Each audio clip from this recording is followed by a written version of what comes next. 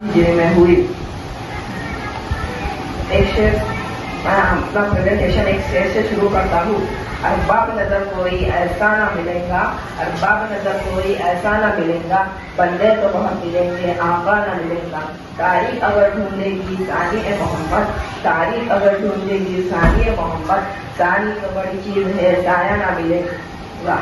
جنگل خیبر صلح حدیبیہ کے بعد 60 ہجری میں ہوئے۔ صلح حدیبیہ کے بعد مسلمانوں نے آخرکار اپنا توجہ یہودیوں کی طرف کیا، کیونکہ یہودی ہر وقت مسلمانوں کے خلاف کوئی نہ کوئی سازش کرتے رہتے تھے۔ خندق کی لڑائی بھی انہی لوگوں کی وجہ سے ہوئی تھی۔ صلح حدیبیہ سے پہلے ان پر حملہ کرنا ناممکن تھا، کیونکہ مسلمان ان پر حملہ کریں گے تو مکہ والے مسلمانوں پر حملہ کر سکتے تھے۔ حدیبیہ کے قرار نامہ کے بعد مکہ والے کا 10 سال تک کوئی بھی لڑائی نہیں ہو سکتی تھی، تو یہ یہودیوں سے جان چھڑانے کا صحیح وقت تھا، اور یہودیوں کا ہیڈ کوارٹر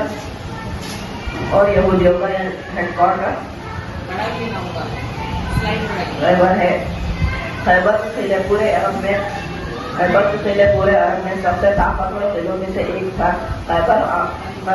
خیبر میں پانس فروٹ یہ چیزیں بہت زیادہ ہی تھی، اور جن کو وہ لوگ پورے عرب میں بیچ جاتے تھے، اور اس سے جتنا بھی پیسہ بنتا تھا اس کو اسی قلعے میں سے کر کے رکھتے تھے۔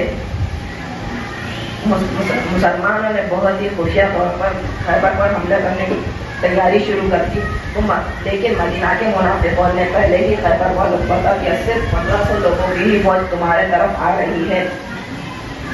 ایک دن صبح خیبر کے لوگ اپنے کھیتوں میں کام کر رہے تھے، اچانک مسلمانوں کی فوج سامنے کھڑی تھی تو وہ چیخنے لگے، محمد آ گیا، محمد آ گیا، اور بھاگ کر واپس قلعے میں چلے گئے، اور بھاگ کر واپس قلعے میں چلے گئے۔ خیبر مدینہ سے آلموسٹ 150 کلومیٹر دور ہے۔ خیبر کے قلعے کے 2 حصے ہیں، ایک حصے میں 5 بڑے قلعے اور دوسرے حصے میں 3 قلعے ہیں۔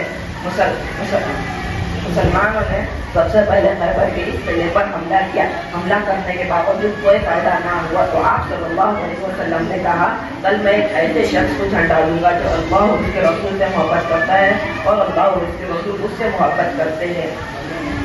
ابھی سارے صحابی اس امید میں تھے کہ کاش یہ جھنڈا ہمیں مل جائے۔ اگلے دن آپ صلی اللہ علیہ وسلم نے سارے بڑے صحابی چھوڑ کر صرف حضرت علی رضی اللہ تعالیٰ عنہ کے ہاتھ میں دیا۔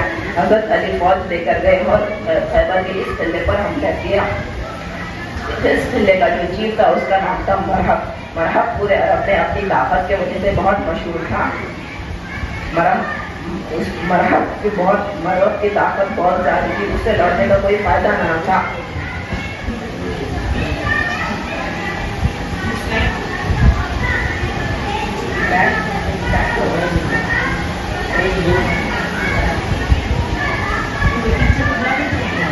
حضرت علی رضی اللہ تعالیٰ عنہ مرحب کے سامنے گئے اور آسانی سے اس کو ہرا دیا۔